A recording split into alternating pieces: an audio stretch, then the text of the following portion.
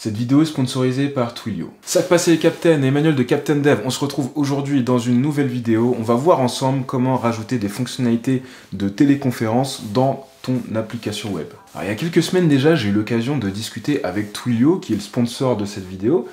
Et Twilio en fait propose des API de communication très simples à intégrer dans ton application. La première fois que j'ai utilisé Twilio, c'était en 2015. L'idée c'était de faire un service d'authentification pour une banque française et on a utilisé les API Twilio pour gérer toute la partie confirmation de code, de connexion via SMS ou même via téléphone avec de la voix générée automatiquement par les services de Twilio.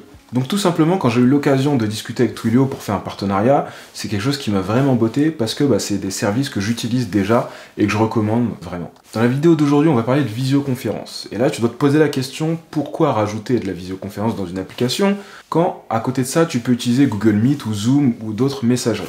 L'intérêt dans tout ça, il est d'avoir la maîtrise du workflow total. Donc c'est-à-dire que quand tu vas développer une application, tu vas pouvoir vraiment décider de l'endroit exact où tu veux mettre ta vidéo. Tu vas avoir des fonctionnalités dans le back-end qui vont te permettre potentiellement d'enregistrer ce qui se dit en vidéo et dans certains cas, ça peut être hyper important selon les cas d'usage que tu as, selon le métier ou l'industrie dans laquelle tu évolues. Je te prends un exemple tout bête.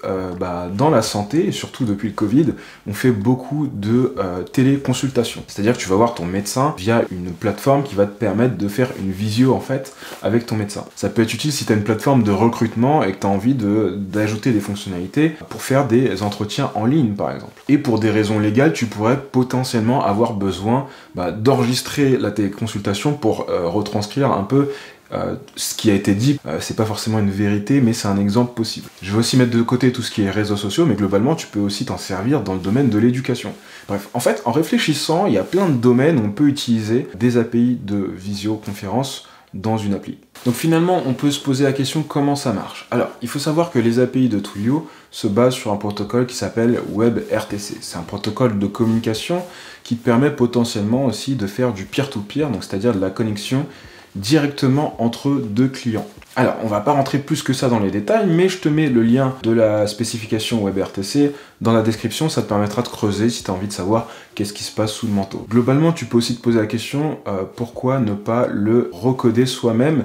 Et en fait, de manière générale, c'est une très mauvaise idée. Quand quelque chose est là et qui fonctionne, tu as souvent plus intérêt à prendre le service et continuer de développer ton appli. C'est pour ça que des API comme Twilio existent. Ça te permet de ne pas réinventer la roue. En plus de ça, en créant un compte, tu peux avoir à quelques crédits gratuits qui te permettent de tester ton cas d'usage. Et n'oublie pas que tous les liens pour accéder à Twilio, je te mets tout dans la description. Tu as un petit lien qui te permet de te connecter et de commencer à tester un peu le produit. On va passer au fast coding. Si le code t'intéresse pas vraiment ou t'as pas besoin de le voir, je te mets un repo GitHub où tu as le code de l'exemple de la vidéo. Comme ça, tu peux retrouver, tu peux jouer avec ou tu peux le réutiliser. Tu peux aussi utiliser les chapitres de la vidéo qui te permettent de sauter à la fin de la vidéo. Alors, avant de passer au fast coding, on va jeter un œil à un repo qui s'appelle Twilio Video Apt React. Alors, ce repo, il te permet de voir jusqu'où tu peux aller grâce aux API Twilio et en plus de ça, tu peux le déployer sur la plateforme Twilio Serverless qui te permet d'hoster des applications Twilio. Ce projet, il est hyper important parce que il te permet de voir ce qu'il est possible, jusqu'où il est possible d'aller avec ce genre de projet hébergé sur Twilio. Alors, les deux étapes. Alors, avant de commencer, tu vas avoir besoin d'installer le CLI Twilio. Donc là, tu vois un peu les commandes pour les installer, selon si tu es sur Mac ou Windows. Et une fois que tu as installé ça, tu vas te connecter avec le CLI. Ça te permettra d'avoir ton invité de commande qui est configuré pour utiliser Twilio. Donc ça, c'est la première chose à faire. Une fois que tu as fait ça, tu vas pouvoir récupérer le code de ce projet si tu as envie de partir d'un projet complet. Et tu vas pouvoir lancer le code. Alors, moi ce que j'ai fait, c'est que j'ai récupéré le projet, j'ai lancé la commande Twilio CLI. Alors, la commande deploy Twilio CLI. Cette commande-là, elle te permet de déployer directement sur un serverless hébergé chez Twilio. Une fois que tu as fait ça, tu vas avoir un lien qui te permet d'accéder à ton appli. Bam. Je vais copier le passcode. Captain Dev 404, Captain... Boom.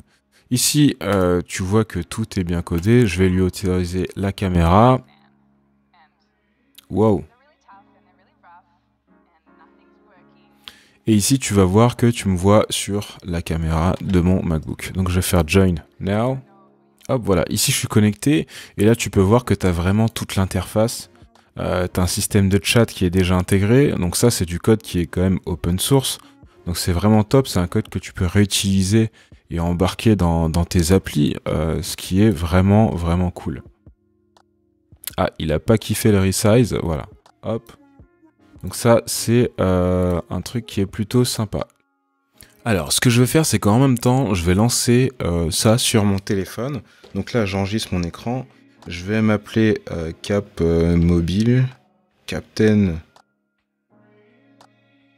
Mobile par exemple. Et en room name, on a dit Captainerie. Bam. Donc là, je viens de join, où ça me fait des trucs bizarres dans mon casque. Parce que je suis en Bluetooth. Et là, hop. Normalement, je devrais arriver, boum. On y est. Yes. Donc là, voilà. Si tu regardes bien ce qui se passe, j'ai Captain 404 ici, et ça, là, je suis sur mon mobile. Boum. Les deux points de vue. Là, tu peux voir le setup. Moi, j'ai un retour audio qui est un peu bizarre. Donc voilà. Cette app-là, tu peux la rajouter directement dans n'importe quelle application ou la rajouter dans ton workflow, dans ton infrastructure. Hop, je vais couper parce que j'ai un super écho. Voilà, disconnect, boum.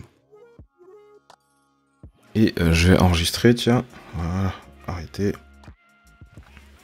Donc ça, c'est un super projet qui est hosté directement, tu peux utiliser le code, et c'est vraiment cool en fait d'avoir accès à ce genre de fonctionnalité.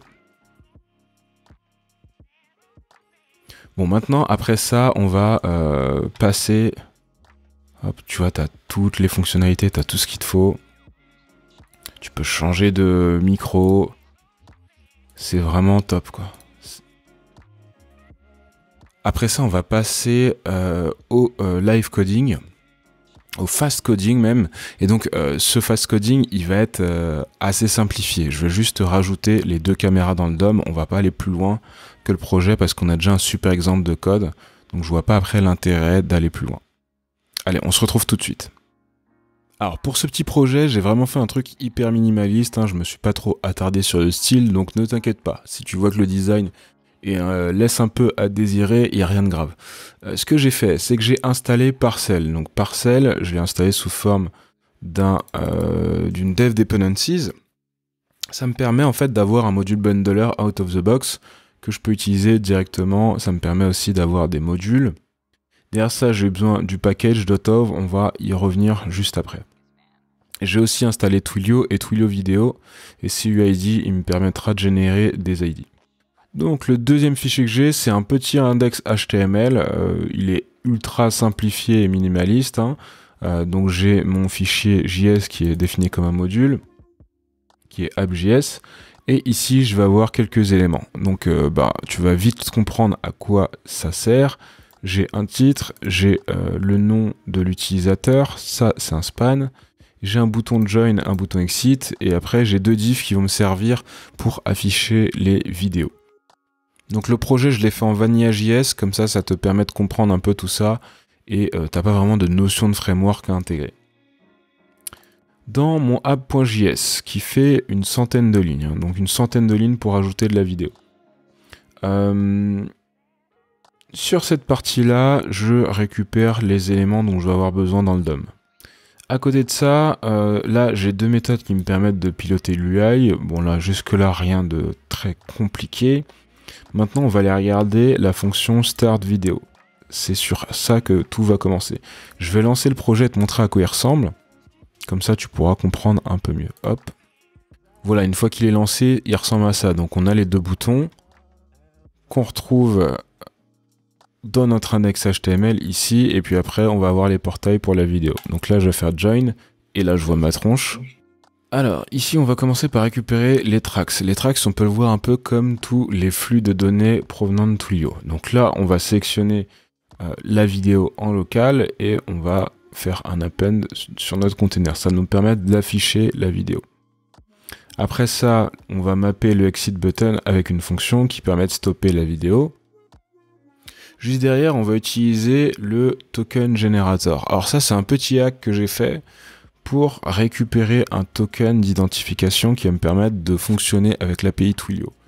Donc normalement, ce truc-là, il est censé être en back-end, et vu que j'utilise Parcel, j'ai pu le faire de manière un peu, comment on appelle ça, ISO.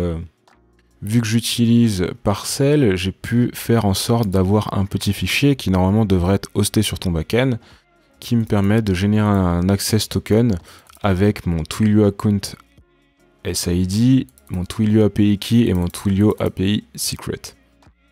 Donc les deux premiers, c'est des infos que tu vas retrouver dans le backend Twilio, et le API secret, il va falloir le générer avec ton CLI Twilio. Et ce petit bout de code me permet juste de donner l'accès à une room en particulier et de récupérer derrière un token, une JWT. Une fois que j'ai ce token là, je vais pouvoir me connecter à la room. Donc la room, elle a un nom, donc c'est moi qui lui donne dans l'interface, ou sinon de base elle peut être aussi mise en dur. Donc là par exemple on a une seule room. Donc une fois que je suis connecté à la room, j'ai mon flux vidéo qui est transmis à toutes les personnes qui sont connectées dans la room. Bien sûr, si tu as des nouvelles personnes qui se connectent après que tu aies cliqué sur ton bouton Join, il va falloir que tu rajoutes forcément leur flux vidéo dans ton application. Et ça, on va pouvoir utiliser plusieurs événements. Donc là, on a le Participant Connected et Disconnected. Et en fait, ça va me permettre d'aller récupérer leur flux vidéo et de le rajouter dans mon application. Si tu n'as pas d'action manuelle, finalement, tu vas avoir des gens qui vont se connecter, mais tu vas pas forcément les voir. Mais eux pourront te voir si de leur côté, ils sont sur une appli qui est bien développée. Et derrière ça, je vais aussi déconnecter ma room quand j'ai une page cachée ou un onglet fermé, ou tout simplement au déchargement de mon application. Donc voilà, je vais pas rentrer dans le détail de tout le code parce qu'en fait, je vais te mettre le repo GitHub dans la description. Tu pourras aller faire un tour dans tout ça et ce sera plus simple de jouer avec.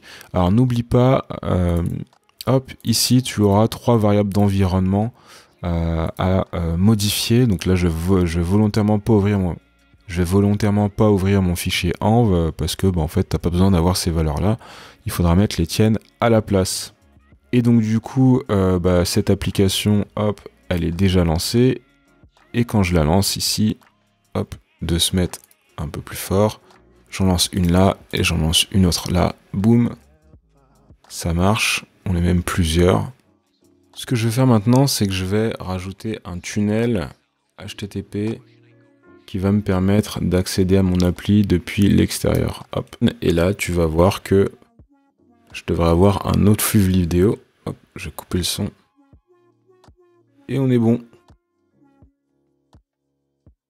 Et donc ça, tu peux le rajouter dans n'importe quelle application.